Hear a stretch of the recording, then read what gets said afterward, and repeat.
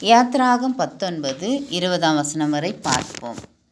3ஆம் நாள் விடியற்காலத்தில் இடிமுழக்கங்களும் மின்னல்களும் மலையின் மேல் கார்மேகங்களும் மகா பலத்த எக்காள சத்தமும் உண்டாயிற்று.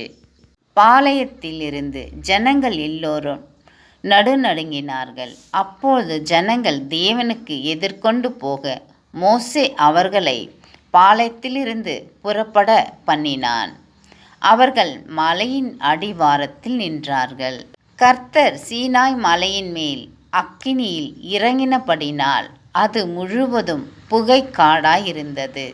அந்த புகை சூளையில் புகையைப் போல எழும்பிற்று. மலை முழுவதும் மிகவும் அதிர்ந்தது. எக்காள சத்தம் வரவர மிகவும் பலத்தமாய் தொனித்தது.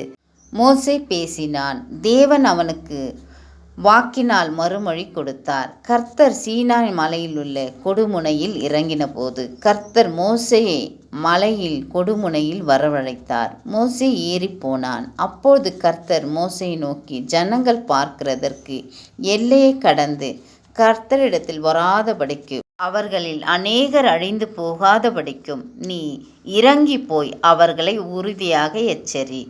கர்த்தர் சமூகத்தில் வருகிற ஆசாரியர்களும் கர்த்தர் தங்களுக்குள்ளே சங்காரம் பண்ணாதபடி தங்களை பரிசுத்தம் படுத்திக் கொள்ள வேண்டும் என்றார்.